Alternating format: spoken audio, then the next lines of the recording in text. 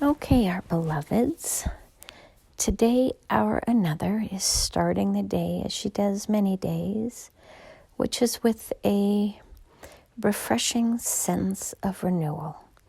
Every morning when she wakes up, it is her desire to start with the most positive attitude possible. Now, some days the energies affect her body and she is unable to do that, and she does her best to get through that. But where and when possible, she wakes up with a sense of, how can I make this day the best day possible? And then she sets her intentions on what she can do to bring it about. It is not an easy journey when you have gone through deep depression like she has, because it is easy to slip back into that underlying vibration because your body is familiar with it. It is similar to having had seizures. Once you have your first seizure, it is familiar to your body. It is a muscle memory, if you will. The opposite effect, though, is once you have been resilient and energized and productive, your inner being also has muscle memory on what that feels like. And that was the prevailing mental state of our another that she attached to through much of her life in order to be productive, presentable, and to be successful in the more outer worldly measures, if you will. And her ability to create that mindset allowed her to be very successful in those areas that she chose to pursue. It is her mindset, her intentions, which created this, and that's why she had great difficulty connecting to people who struggled more in life. She's always had incredible empathy, compassion, and understanding to a certain extent.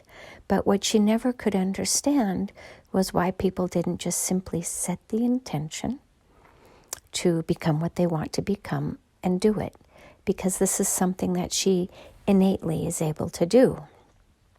Now, once we dropped her into the dark night of the soul experience, her spiritual awakening, she now realized what it felt like to be at the other end of the spectrum, where no matter what you do with your mind, with your intentions, with your belief systems, with your activities, she was unable to pull out of this mindset, because this is what depression is. Depression is where you have a lack of inspiration with where you find yourselves. So in order for her to understand both ends of the spectrum, she had to experience the depths of hell. And she has been there twice now. And it is quite a challenge to pull yourself out of it. But once you know how to pull yourself out, the second and subsequent times become much easier, because you understand that it is the surrender and not the mental attempt to restore order that will pull you out. And the surrender simply means trusting that you are exactly where you are meant to be, not resisting it, not fighting it, simply accepting it as part of your life's journey, that it is there to teach you something, and teach you something quite meaningful. And then you just simply move forward, if that makes sense. You simply move forward into where life is pulling you. And when you can stop resisting and you allow the river of life to move you downstream, you accept the highs and the lows and the mediums in your life going forward, because everything is simply there as part of your life's journey. And you no longer desire to only be happy, or to only be wealthy, or to only be satisfied, or to only be comfortable. You realize that the ups and the downs, that the highs and the lows, that the peaks and the valleys are each critically important to show the contrast. And then you try to find that middle point that we have spoken of, the vortex, the balance point, the place where there is bliss and ease in spite of the surrounding circumstances within which you find yourselves. So today's message is simply that, to point out that our Another begins her day when she can with a place of surrender, with a place of what can I accomplish today that will pull my life forward as it is meant to. And on the days when she can't do anything other than cry in bed, then that is what she does as well, in a place of acceptance, because she knows that this is where her soul needs to be today in order to honor her journey. It is not easy, and it won't get easier for a bit, because the energies within which you collectively find yourselves are quite dense, and she has offered herself up as a transmuter of energy, much to her dismay. And she cannot get out of this contract, but she can say, I want to be an advocate for equality, and I am willing to stand up in the ways that I am being called to make certain that others are treated well and lovingly. And it is simply something that she will need to figure out now that she can move forward in her own life, because she has literally the whole world to choose from, and she's trying to figure out what resonates with her soul the most.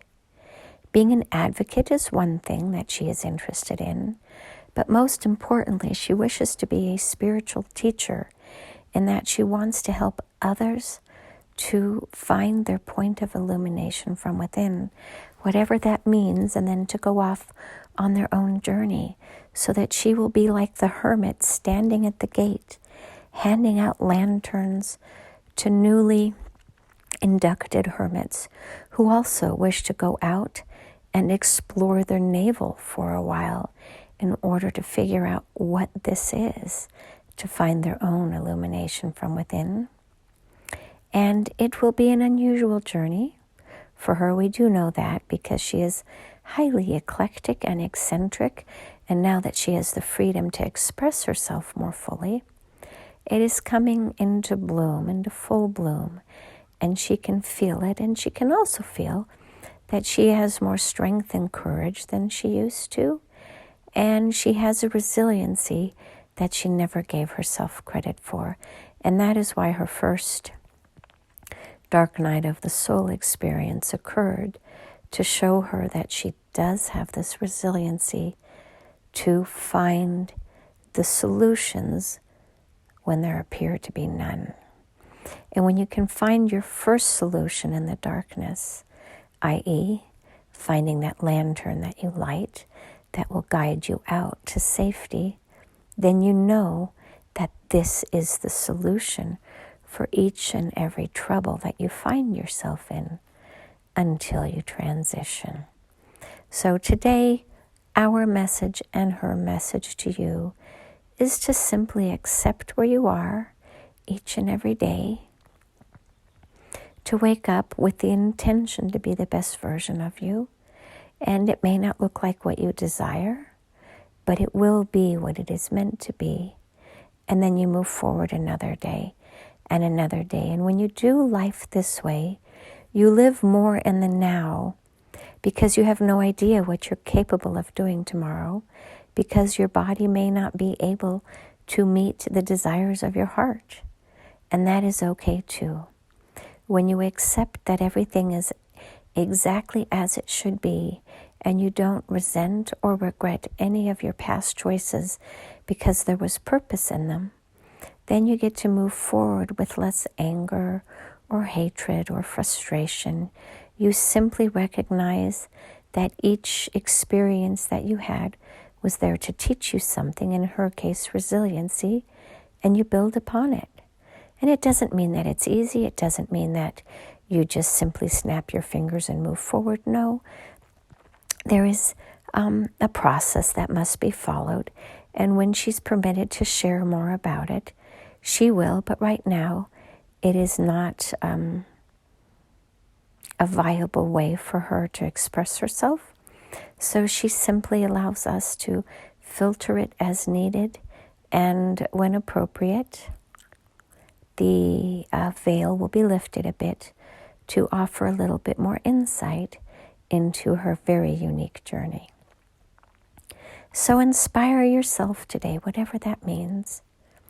Do something that you have wanted to do for a long time. Watch a movie that you have wanted to watch for a long time.